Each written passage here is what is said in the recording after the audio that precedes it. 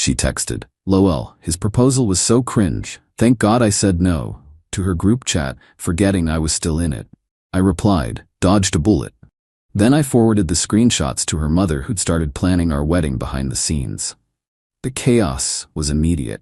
I, 29 male, am sitting in my apartment right now, watching the absolute meltdown happening on my phone. My now ex-girlfriend Madison, 27, just learned a very expensive lesson about checking who's in your group chats before trashing them. We'd been together for 4 years. I thought we were solid. Sure, Madison could be a bit high maintenance. Always needed the newest iPhone, complained when we went to regular restaurants instead of the trendy spots her influencer friends posted about. But I loved her, or thought I did. Last Saturday, I proposed. Spent 3 months planning it, saved up $8,500 for a ring. Yeah, I know, but she'd literally shown me the exact one she wanted like 50 times. Took her to the botanical gardens where we had our first date, had her favorite flowers everywhere, got down on one knee by the fountain at sunset. She said yes, cried. Posted a million photos on Instagram with #she said yes and future Mrs. hashtags. Her mom, Diane, called me sobbing with joy. Everything seemed perfect. Then Wednesday happened. I'm in a group chat with Madison and her 3 best friends, Brittany, Jenna, and Kelsey. They added me like 2 years ago for planning surprise parties and stuff. Usually it's dead except for birthday planning. But Wednesday afternoon while I'm at work, my phone starts blowing up. Madison, OMG, girls, I have to tell you something. Spill. So you know how I said yes to the proposal, right? Duh. We saw The Rock. Gorgeous. Yeah, about that. I'm giving it back. What? I know, but honestly, the whole thing was so cringe. A public proposal? At the basic botanical gardens? Like, what is this? 2005? My heart stopped. I literally had to sit down at my desk. But the ring is perfect. The ring is literally the only reason I said yes, lol. I was too embarrassed to say no in front of all those people. But seriously, he could have tried harder. Derek proposed to his GF on a yacht. Tyler took Amanda to Paris. And I get plants? Is it though? I've been dropping hints about the Four Seasons rooftop for months. He knows I wanted something that would go viral on TikTok. Instead, I got suburban mom vibes. Thank God I said no when he asked about setting a date yesterday. Wait, you already told him no? Not exactly. Told him I wanted a long engagement to savor being engaged, LMAO. I'll give the ring back after the holidays, need to milk the engagement gifts first. That's when I realized she forgot I was in this chat. I sat there for maybe 5 minutes, just staring at my phone. 4 years. 4 years of my life. I paid off her student loans, $23,000. Let her live in my apartment rent-free while she built her jewelry business. She sold maybe 3 bracelets on Etsy. And this is what she really thought. So I typed, dodged a bullet. Thanks for showing your true colors before I made the mistake of actually marrying you. The typing indicators started going crazy. Then stopped. Then started again. OMG, Ryan, I'm so sorry. That's not what I meant. I was just joking with the girls. Please don't take it seriously. Ryan, answer your phone. I screenshotted everything, the whole conversation. Then I did something that probably makes me petty, but I don't care. I forwarded all the screenshots to her mother, Diane. See, what Madison didn't know was that Diane had already put down deposits. The woman was so excited when we got engaged that she'd immediately started planning. She'd put $5,000 down on a venue, hired a wedding planner, even bought her mother of the dress outfit. She'd been texting me all week about cake flavors and flowers. I sent Diane everything with one message. Thought you should see this before you spend any more money on the wedding. I'm sorry. The chaos was instant. Update 1. Madison came home Wednesday night to find her stuff in boxes by the door. Yeah, we lived together in my apartment. Her name's not on the lease. She was hysterical. Full waterworks, snot bubble crying. Madison, baby please. It was just girl talk. I didn't mean any of it. Me, you called our engagement cringe and said you were keeping the ring for gifts. Madison, I was trying to sound cool. You know how Brittany is. Brittany made you say you'd milk the engagement for presents? That's not. I didn't mean. Your mom called. She's devastated. Lost $5,000 in deposits. That's when Madison's face changed from sad to angry. You told my mother? Are you insane? She deserved to know before she spent more money on a fake wedding. It wasn't fake. I said yes. To avoid embarrassment. Your words. I'm not moving out. I have rights. You're a guest. 30 days notice, starting today. Be out by October 15th. She grabbed her phone and called her dad, Gordon. Put him on speaker, thinking it would intimidate me. Gordon. Ryan, what's this about kicking Madison out? Me. She admitted she only accepted my proposal for the ring and gifts. The wedding's off. Look, women say things they don't mean sometimes. I have screenshots, Gordon. Would you like to see what your daughter really thinks? Long pause. Madison, is this true? Daddy, he's overreacting. Did you or did you not say those things? It's complicated. Jesus Christ, Madison. Again? Again. Turns out this wasn't Madison's first rodeo. Gordon let slip that she'd pulled similar stunts with 2 previous boyfriends. One guy she'd strung along for a year because he had a boat. Another she'd dated solely because his dad owned a restaurant where she could eat free. Ryan, I'm sorry. Madison, get your things. You're coming home. Daddy, no. I'm not paying for another apartment while you play these games. Ryan, you'll get the ring back. Already have it? She left it on the nightstand Tuesday when she told me she wanted a long engagement. Madison's face went white. She'd been so confident I'd cave that she'd preemptively given back the ring, probably thinking I'd beg her to take it back. Update 2. The entitlement escalated fast. Thursday morning, I woke up to 73 Instagram notifications. Madison had posted a novel-length story about how I was emotionally abusive and controlling, said I'd isolated her from friends, monitored her messages, and kicked her out for having opinions. The comments were split. Her influencer friends were all, "Yes, queen, know your worth." But people who actually knew us were confused. My buddy Jake commented, "Didn't he just propose to you?" and got blocked immediately. Then came the financial demands. Madison texted me, from Brittany's phone since I'd blocked her, a list of things she wanted. $4,000 for emotional distress, her half of the furniture that I bought, 3 months of rent for a new place, $6,000, the engagement ring, since it was a gift, $2,000 for the jewelry business inventory she kept at my place. I responded with my own list. $23,000 for student loans I paid, $18,000 for 2 years of free rent, $3,500 for the vacation to Cabo I funded, $20 and $100 for the MacBook I bought for her business. Silence. Friday, Diane called. She was crying, but not for the reason I expected. Ryan, I'm so sorry. I'm mortified. It's not your fault. I raised her better than this, or thought I did. Did Gordon tell you about Christopher and Paul? He mentioned something. She did the same thing, took them for everything she could, then played victim when they left. We enabled it, always making excuses. Why are you telling me this? Because she's about to do something stupid and you should be prepared. What do you mean? She's been on the phone with her cousin who's a paralegal. They're planning something. Sure enough, Saturday morning I get served with papers. Madison was suing me for unlawful eviction and breach of verbal contract. She claimed we had an agreement that she could live there indefinitely in exchange for household management and that the engagement created a financial expectation. The number she was asking for?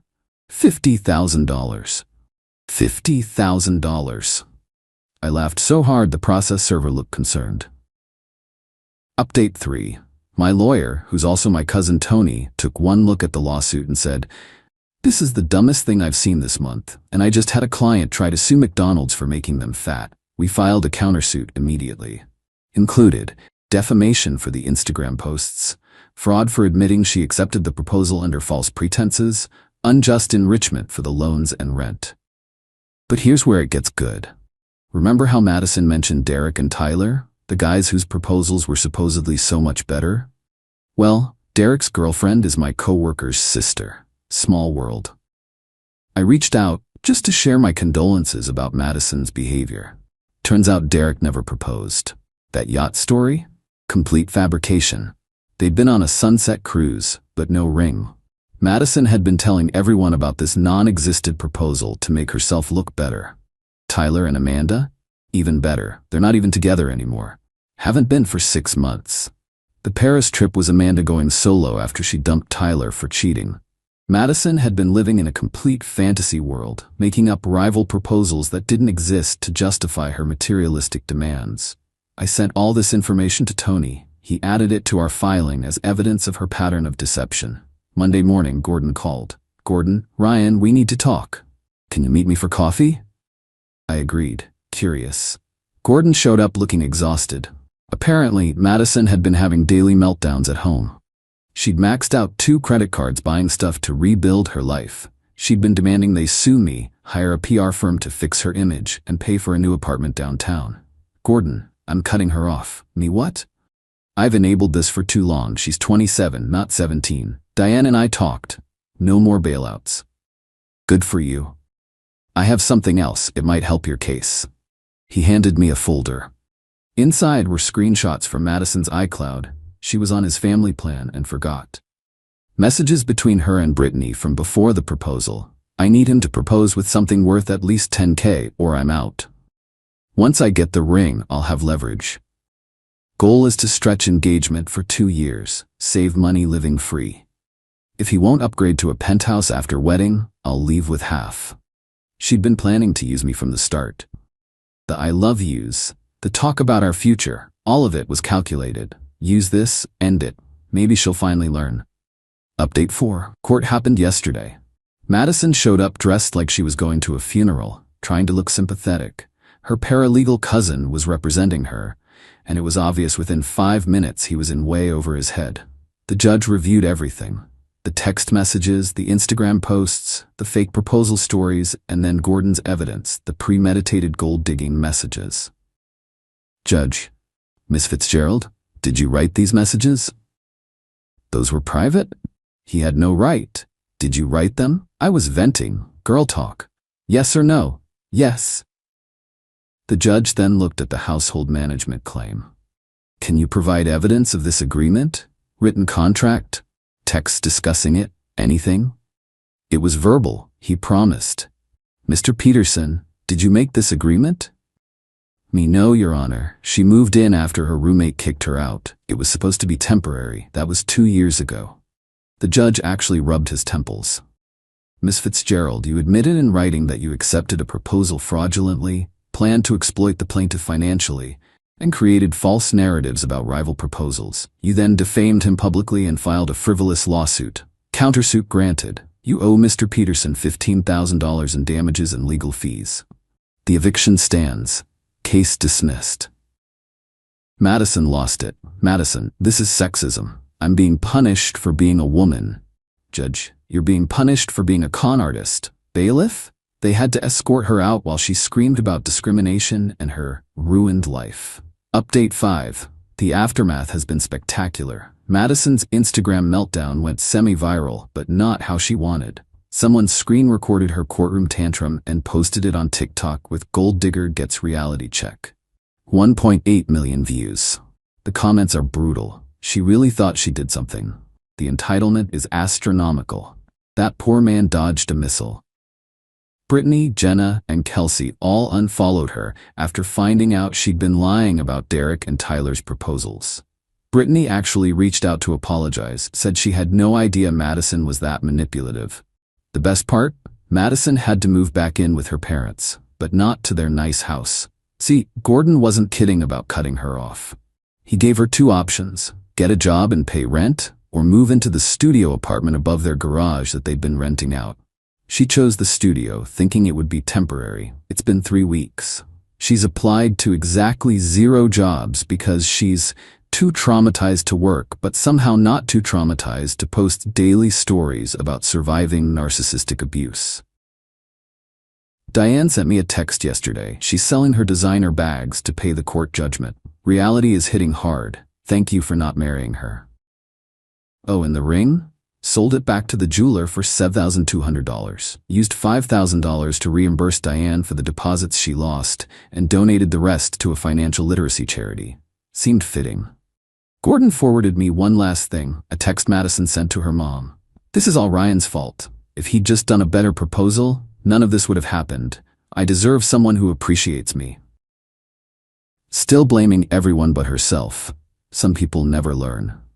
Final update. It's been 2 months since everything went down.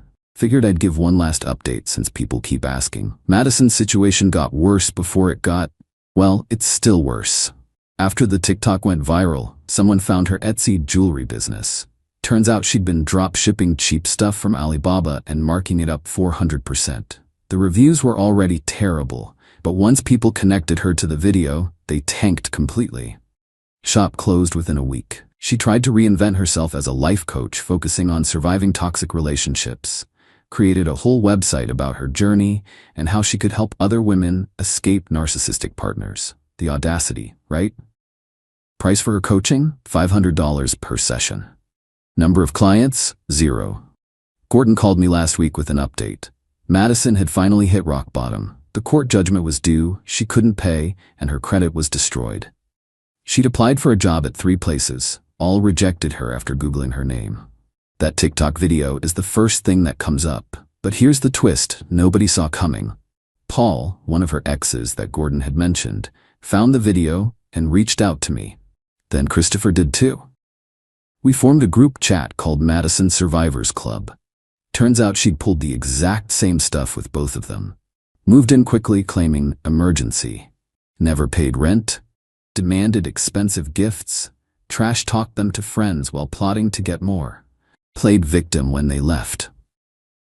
Christopher still had texts from 2019 where she bragged about getting him to pay for her nose job before dumping him. Paul had screenshots of her selling gifts he'd given her while they were still together. We didn't do anything with this info. Just felt good knowing I wasn't alone or crazy. Last I heard from Diane, Madison had finally gotten a job at a call center. Minimum wage plus commission. She has to be there at 6 a.m. and can't have her phone during shifts. She lasted 3 days at the first one before quitting because it was beneath her. Gordon told her if she quit another job, she was getting evicted from the studio. She's still there as far as I know. Still posting about being a survivor and Phoenix rising from ashes. But from a flip phone, because she had to sell her iPhone to make the first court payment. Brittany reached out once more last week. Madison had texted their old group asking for loans, claiming I'd financially abused her and left her destitute. Brittany's response? She sent Madison the screenshots of her original messages about the proposal and blocked her. As for me, I'm doing pretty good. Started dating someone new, Kelly from my rock climbing gym. She insisted on splitting our first date bill and thought the botanical garden was romantic when I mentioned it. Funny how that works.